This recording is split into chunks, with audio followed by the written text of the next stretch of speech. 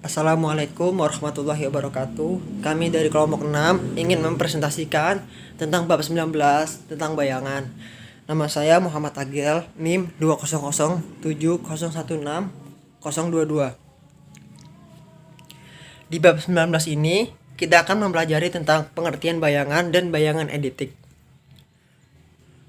A. Bayangan. Istilah bayangan sering disebut pula dengan istilah tanggapan.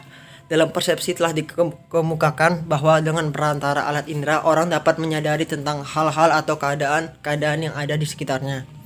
Dalam proses persepsi terjadilah gambaran dalam jiwa seseorang. Ternyata gambaran sebagai hasil proses persepsi tidak langsung hilang setelah pengamatan selesai. Manusia mempunyai kemampuan lain di samping kemampuan untuk mengadakan persepsi, yaitu kemampuan membayangkan atau menganggap kembali hal-hal yang telah diamatinya. Dengan adanya kemampuan ini, sekaligus menunjukkan bahwa gambaran yang telah terjadi pada waktu persepsi tidak hilang begitu saja, tetapi dapat disimpan dalam jiwa individu tersebut. Tanggapan atau bayangan ini juga berarti sesuatu gambaran jiwa yang menyerupai benda yang diamati. Tidak semua hasil pengamatan itu bertempat atau terletak pada alam sadar. Bahkan sebagian besar dari hasil pengamatan itu terletak di alam sadar atau bawah sadar. Sungguh pun demikian, tanggapan yang terletak di bawah alam sadar itu dapat kita panggil kembali untuk disadarkan. Pada pengamatan berlangsung stimulus, maka tanggapan atau bayangan ini adalah kesan-kesan yang dialami jika stimulus sudah tidak ada.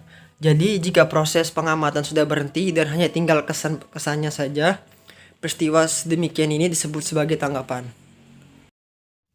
Selanjutnya, antara persepsi dan tanggapan terdapat perbedaan satu dengan yang lainnya, yaitu yang pertama, pada persepsi dibutuhkan adanya objek yang dipersepsi, dan ini akan menimbulkan gambaran persepsi. Gambaran terjadi pada persepsi akan lebih jelas, lebih terang, daripada gambaran tanggapan. Ini disebabkan karena dalam tanggapan tidak dibutuhkannya adanya objek lagi, sehingga pada umumnya gambarannya kurang jelas. Pengamatan: yang pertama, objek atau bendanya ada. Yang kedua, objek atau bendanya nyata. Yang ketiga, terikat tempat dan waktu.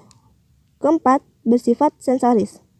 Tanggapan atau bayangannya: yang pertama, objek atau bendanya tidak ada. Yang kedua, objek atau bendanya hanya bayangan. Yang ketiga, tidak terikat tempat dan waktu. Yang keempat, bersifat imajiner. Yang kedua, oleh karena persepsi terikat akan adanya objek, maka pada persepsi akan terikat pada waktu dan tempat. Orang mempersepsi pada suatu tempat dan waktu tertentu. Orang tidak dapat mempersepsi terlepas dari tempat dan waktu, sebab waktu dan tempat mengikat objek yang dipersepsi. Tetapi lain halnya dengan tanggapan. Pada tanggapan, orang dapat menganggap atau membayangkan setiap waktu dan setiap tempat. Tanpa adanya keterikatan objek, orang dapat menganggap dan membayangkan apa yang ia ingin bayangkan. Ketiga, persepsi berlangsung selama stimulus itu bekerja dan selama perhatian tertuju kepadanya.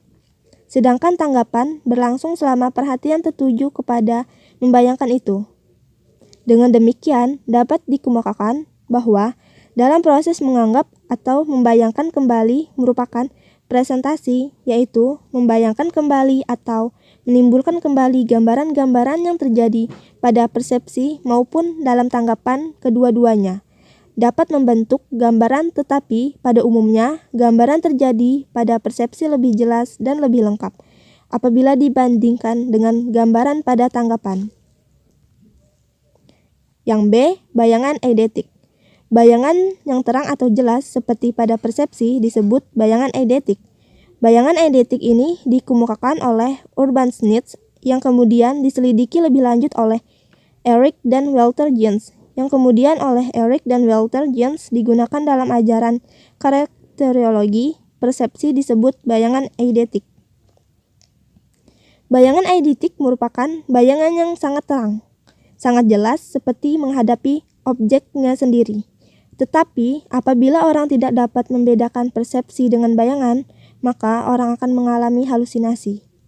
Bayangan eidetik ini banyak terdapat pada kalangan anak-anak, tetapi ini pun tidak berarti bahwa pada orang dewasa tidak ada yang mempunyai bayangan semacam ini. Assalamualaikum warahmatullahi wabarakatuh. Perkenalkan, nama saya Dinda Rahma Pangesti. Saya akan melanjutkan penjelasan mengenai macam-macam bayangan eidetik menurut Erik dan Walter.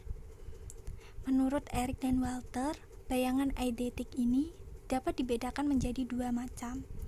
Yang pertama, ada tipe T atau tetanoid. Bayangan tipe ini muncul sesudah melihat suatu benda seakan-akan benda itu masih terlihat di hadapannya. Yang kedua, ada tipe B atau basedoid.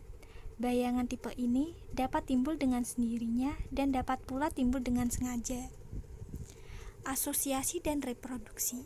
Pada umumnya, bayangan satu berhubungan atau bertautan dengan bayangan yang lain. Apabila ini terjadi, maka akan terjadi asosiasi antara bayangan satu dengan bayangan yang lain. Kalau orang teringat suatu benda, maka akan teringat pula kepada benda yang lain yang ada hubungannya dengan benda tersebut. Kekuatan yang menghubungkannya disebut kekuatan yang mengadakan asosiasi.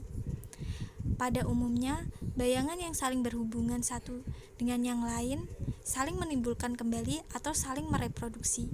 Dalam hal asosiasi, adanya beberapa hukum yang berlaku pula bagi reproduksi, sehingga hukum itu sering dikenal dengan hukum asosiasi reproduksi. 4 macam hukum asosiasi reproduksi. Yang pertama, hukum sama waktu. Apabila satu bayangan timbul, maka bayangan yang lain akan ikut timbul dalam alam kesadaran. Yang kedua, ada hukum berurut-urut.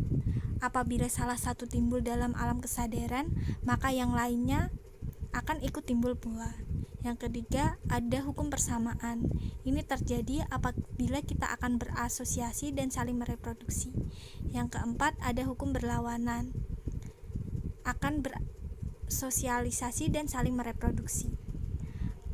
Aliran psikologi modern mengemukakan satu hukum, yaitu hukum kontiguitas. Ini berarti bahwa apabila bayangan-bayangan itu telah berhubungan atau bersentuhan, maka akan terjadilah asosiasi di antara bayangan-bayangan itu. Persamaan hanya dapat diketahui kalau benda itu dilihat pada waktu yang bersamaan. Persamaan dan berlawanan hanya dapat diketahui kalau benda-benda itu sama-sama dilihatnya. Karenanya, psikologi modern hanya mengenal satu hukum saja. Sekian presentasi dari saya. Terima kasih. Wassalamualaikum warahmatullahi wabarakatuh.